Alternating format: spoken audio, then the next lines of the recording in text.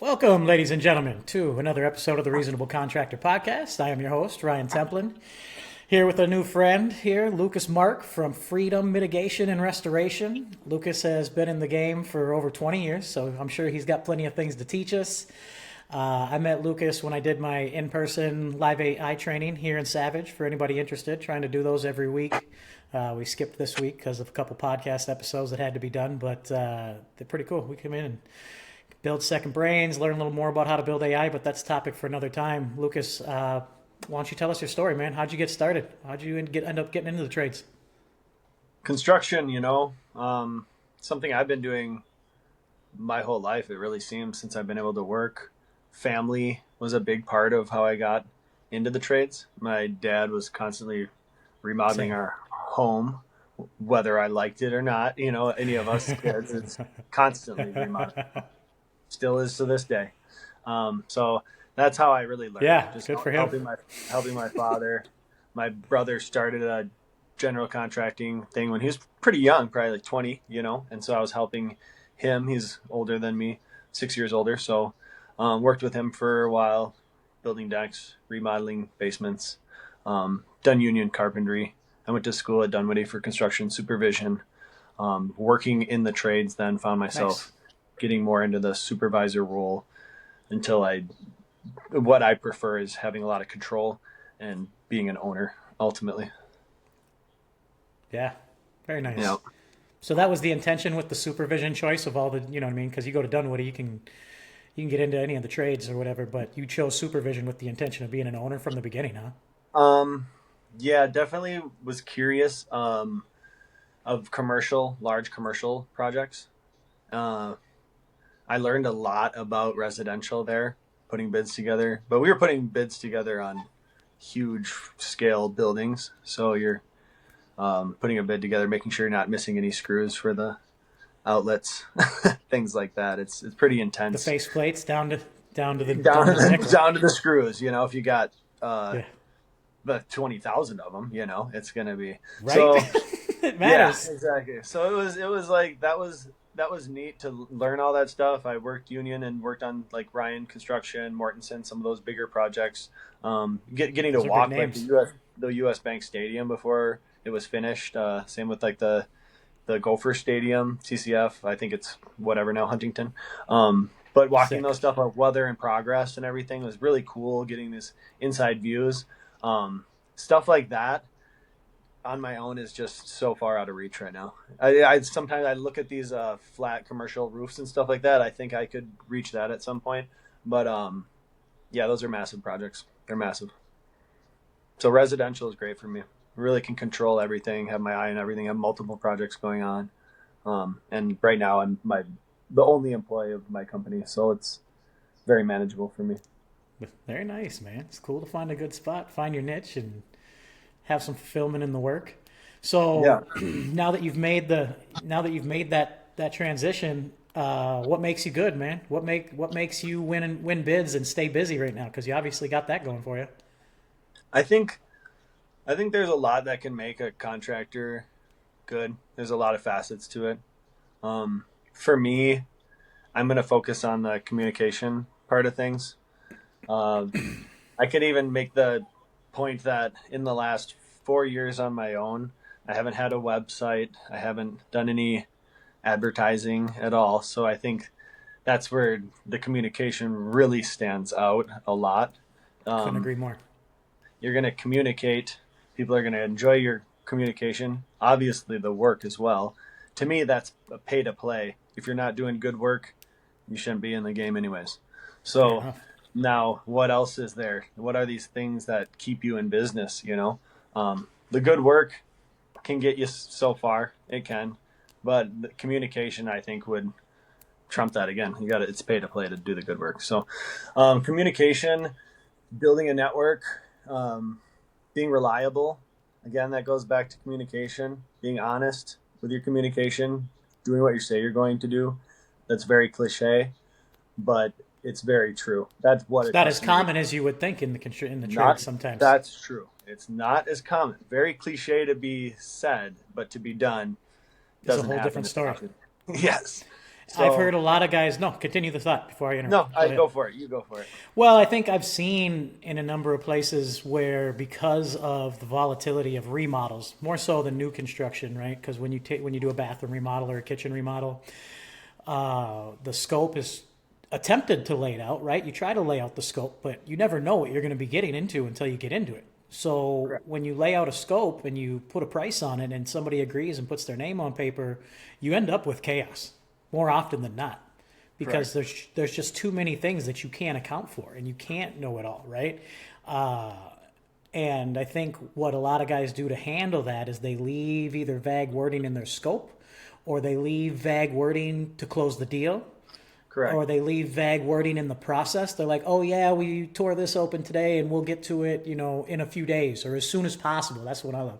Tell them Yep. we're going to go as soon as possible, knowing Yep. that it's going to take longer than a customer may expect, because a lot of people think that these things are straightforward. Most people, most homeowners, if they've never been down this road and they spend this kind of money, you spend 15 grand on a bathroom, you expect at 15 grand, like there's not, I would say most people aren't just dropping, there aren't many things that they're buying that are bigger than their construction projects. And when they spend that kind of money, they expect streamlined service and streamlined operations, and that's just not how it works. And I think Correct. when you get into the communication piece, I've talked to other people on here that'll talk about that too. I've had multiple guys say that the biggest part of service in the construction industry is the communication, keeping them in the loop, and just being honest. Like you said, we found this, and telling people when you don't have exact timelines. And I've seen Correct. if that may frustrate them in the moment, but when it comes towards the end of the project, as long as you can loop back around and make sure that you do the good work, and at the end they're happy with their project, then they remember that. They're like, man, that was nice that he just didn't bullshit me. You know what I mean? And they told me the Absolutely. truth at the time, and then gave me a realistic change. It wasn't their expectation initially, but through that good communication, you can you know, realign them with what their expectations should be. And that's your job, right? That's I'm your gonna job to I'm be the gonna guy. touch on that because that's what I wanted to talk about next was expectations, and that in the communication, setting the expectations up front is tremendously huge in the contractor world. Not everything we do is perfect per se. I don't usually use that word. I use excellent, great, On amazing. purpose. Correct. Clarification of language, Yes. yes. What That kind of what I guy. personally do with a customer, the different forms like of communication when you're face to face, that's going to be your richest form. You're face to face, they get to see you, they get to hit your flesh, talk to you in person, really get to see your body language, everything like that. Um, when I'm in person with a customer, I'm still going to take a video with them. I set expectations on video. The communication is very clear. The customer Really? can have their questions answered. I can show them everything. And in those scenarios, I never get he said, she said at the end of the project. Everything's laid out. They never pull one over on me at the end every time a video is taken. So I really like that. I've been doing a lot of estimates now with the second best form of communication. You're going to drop down to it's 2026, so we can use FaceTime or Google Meet. I do a Yep. lot of estimates this way. It saves me a tremendous amount of time. The Tremendous amount of customer, gas. correct, yeah, the time, the Tremendous gas, amount of the gas. effort. The customer can still meet you and see you. You can get to know them. You can make them comfortable with you. You can do the estimate, see their whole property, and have a really good connection with them still. Get an estimate over and win the job. I love that form of communication. Honestly, I almost like it more than in person, just because I don't have to go anywhere. Right. If the job's right next door, I'm going to go do it in person every single time, or close by every single time. If it's an hour away across town during rush hour, I'm going to leave that option open. And I I love love it. that. I love A that you're lot of recording people, too. recording is huge. It's going to save you money at the end of the day. Saves you ching. And then the next now you're going to have is a phone call. That's going to be your next form of communication. I think that the phone call is not leaned on hard enough by contractors and salespeople, and a lot of people get scared to pick up the phone and give Nancy a call. Just pick it up and just call them. They text, they don't hear back or whatever. Texting is the weakest one. We can get there later. We don't even have to talk about it, honestly. Everyone knows how to text. You should be texting people constantly. I use talk to text. It's going to save you a million. I can't do my job if I didn't have talk to text, because it saves me so much time. So Agreed. use talk to text. Make sure it's spelled right, so you don't say I let the chickens out at the coop or something like that. Silly, right? Watch the conversions. Yeah.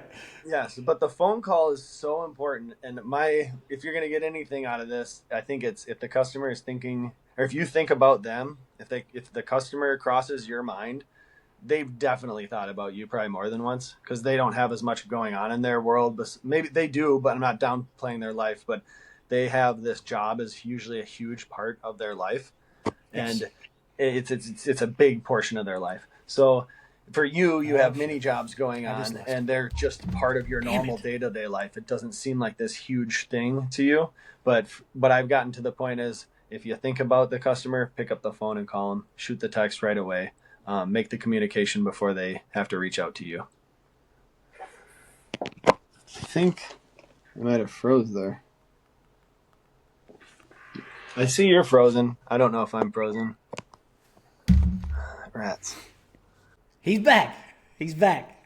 Was that a phone call or a drop or what? No, I don't know what it did. It asked me if I wanted to stay on the internet. I said, yeah. And then it dropped. That's a good question. No problem. We'll worry about that later. Yeah. We can edit that out. I don't know Mine's where you froze, but so it's all good. I think I was just saying, just picking up the phone and calling customers. It's like essential to call them before they call you. It's if you can beat them to the punch. If there's an issue or a problem, they have a question.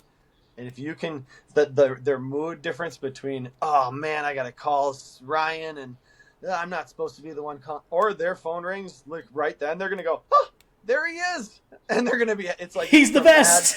Mad from happy. Yeah. There's no gray area. Yeah, dude. It's polar. So that's how I treat early it. and often. Yeah, with customers and communication. Early and often. That's a good way to put it. Can I ask where and how you decided to do video, and how have people responded? Has anybody thought that was weird or been like, I don't want to be recorded? Nobody has asked not to be recorded. How I started doing it was just getting sick of saying something on site, doing exactly that, and having a customer tell me that it was something else. I got so sick of that. It's like, I don't want to get mad with customers. I don't want to argue with customers. The customer's always right sort of deal. But sometimes when you're not going to just give away your money to do things that you blatantly knew you talked about. I've even had a video where the customer was in the other room and they tried to fight me on something. And I showed them the video. And they still looked at it and tried to kind of figure out a way to read between the lines on what they said in the video. Their interpretation, yeah. You're interpreting that wrong or something. No. So, that's where Good for you.